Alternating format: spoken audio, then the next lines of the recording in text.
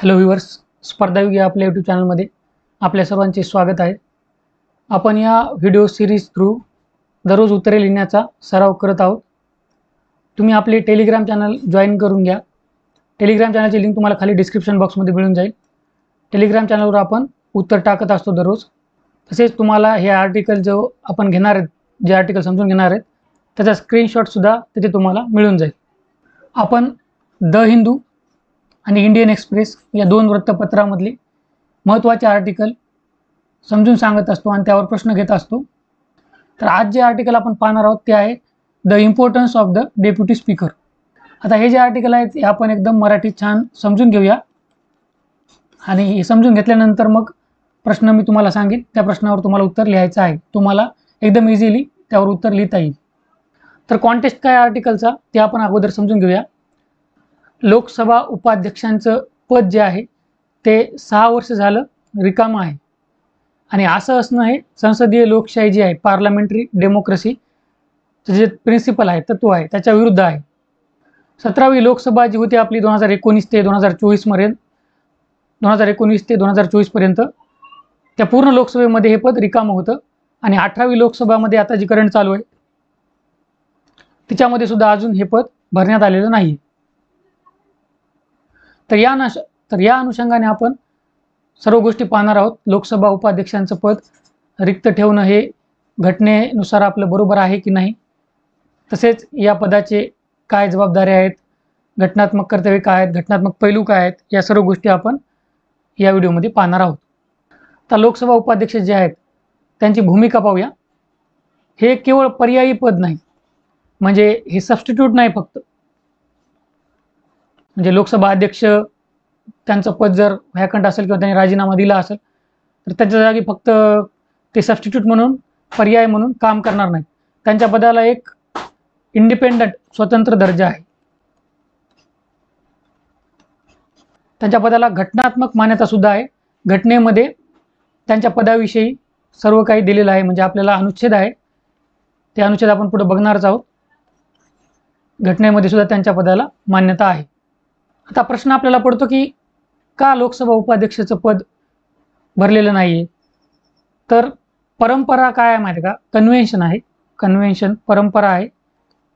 या परंपरेनुसार काय केलं जात होतं की लोकसभा अध्यक्षांचं पद जे आहे ते सत्ताधारी पक्षाकडं, तर लोकसभा उपाध्यक्षांचं जे पद आहे ते विरोधी पक्षाकडं दिलं जात होतं.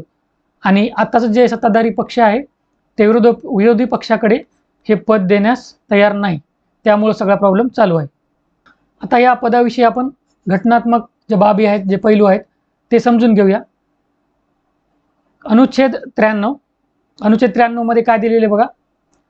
लोकसभा अध्यक्ष व उपाध्यक्ष यांची निवड लोकसभा सदस्यांनी लवकरात लवकर करायला हवी, असं कुठे दिलेलं आहे? आपल्या राज्यघटनेत दिलेलं आहे, संविधानात दिलेलं आहे.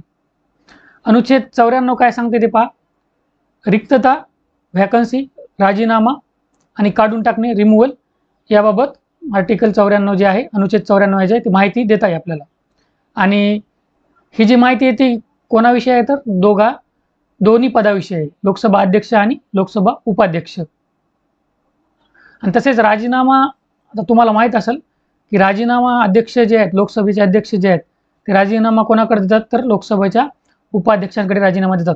आणि लोकसभा उपाध्यक्षांचं जर पदच नसेल तर ते कोणाकडे राजीनामा देणार, हा सुद्धा प्रश्न निर्माण होतो. आता जी निवडणूक होते लोकसभा उपाध्यक्षांची, त्याची जी तारीख आहे ना ती ठरवते लोकसभा अध्यक्ष. हे कशात दिलेलं आहे आपल्याला तर 8वा नियम जो आहे लोकसभेतील कार्यपद्धती आणि कामकाजाचे नियम 1952, त्याचा नियम 8वा असं सांगतो आपल्याला. बघा, म्हणजे सत्ताधारी पक्ष जो आहे तो कसा विरोधी पक्षाला घटनेने दिलेले सुद्धा अधिकार जे आहेत ते देत नाही. जेवढं होईल तेवढं विरोधी पक्षाला लांब ठेवण्याचा प्रयत्न करतं. परंतु सर्व सत्ताधारी पक्ष असं करत नाहीत, ते आपण पुढे पाहणार आहोत. तसेच अनुच्छेद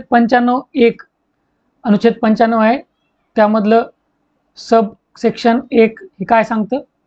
जर लोकसभा अध्यक्ष यांचं पद जर रिक्त असेल तर उपाध्यक्ष जे आहेत लोकसभेचे ते अध्यक्षांची कर्तव्ये पार पाडतात आणि अशी कर्तव्ये पार पाडताना त्यांना लोकसभा अध्यक्षांना जे अधिकार असतात ते सर्व अधिकार लोकसभा उपाध्यक्षांना असतात. म्हणजे बघा, जर लोकसभा उपाध्यक्षांचं पदच रिक्त असेल, समजा लोकसभा अध्यक्ष आपले जे आहेत ओम बिर्ला, त्यांना काही काम आलं किंवा ते कुठे गेले किंवा काही झालं त्यांना, तर मग कोण पदाची कर्तव्य सांभाळणार? मग त्याच्याबद्दल तरतूद आहे की जे हाऊस आहे, आपले संसद आहे, स्पीकर म्हणून तोपर्यंत निवड करेल.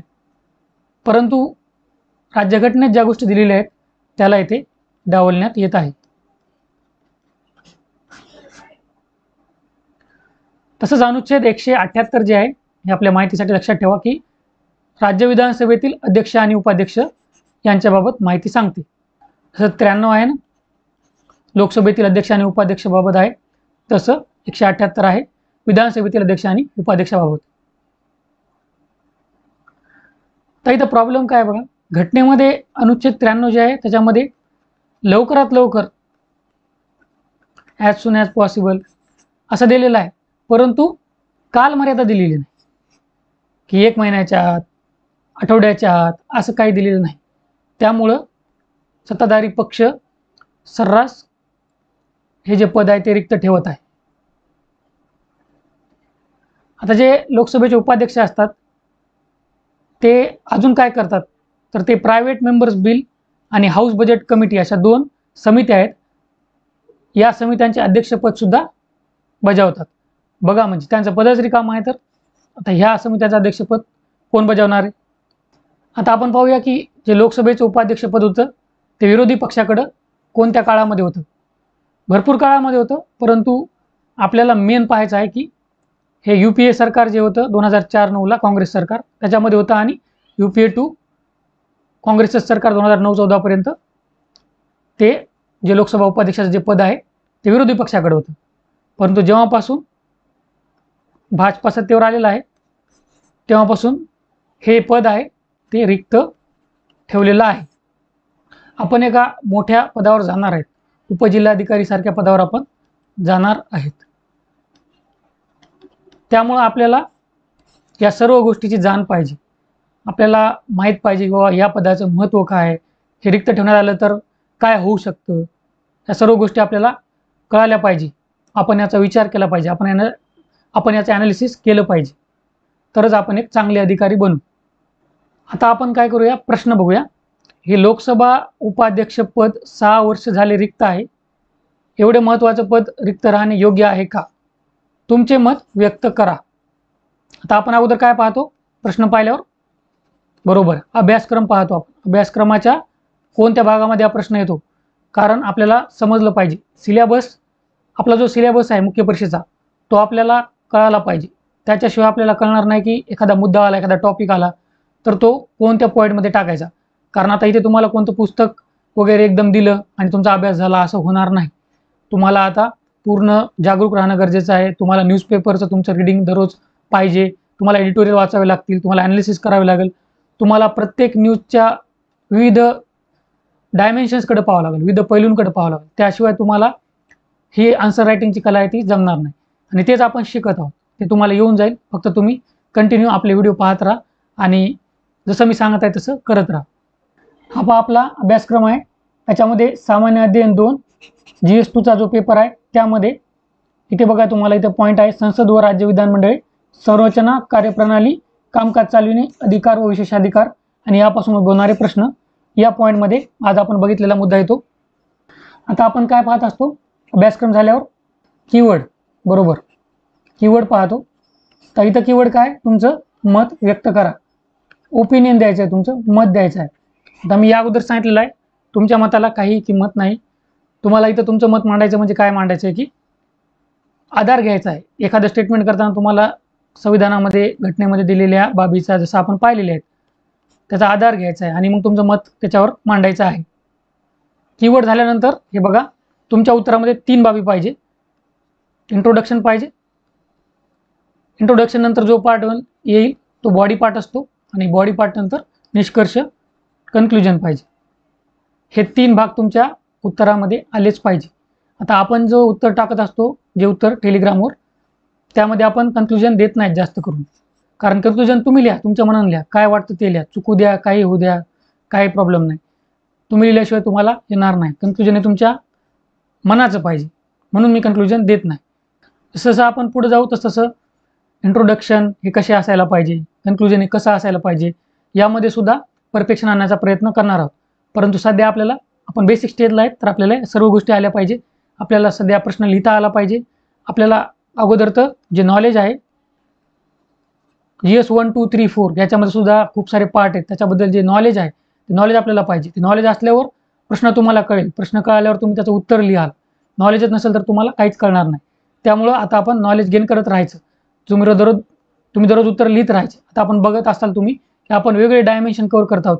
कधी सोसायटीमधून प्रश्न घेत आहोत, कधी आंतरराष्ट्रीय संबंधांमधून घेत आहोत, कधी इकॉनॉमीमधून घेत आहोत, तर कधी ॲग्रिकल्चरमधून घेत आहोत, कधी डिझास्टर मॅनेजमेंटमधून घेऊ. तर अशा प्रकारे आपण वेगवेगळे डायमेन्शन कव्हर करणार आहोत आणि हेच आपल्याला आन्सर रायटिंगमध्ये परफेक्ट करणार आहे. आता काल जसं मी सांगितलं की सेपरेट व्हिडिओ मी आणणार आहे, त्यामध्ये अभ्यासक्रम जे आहे ते समजून सांगणार आहे मी.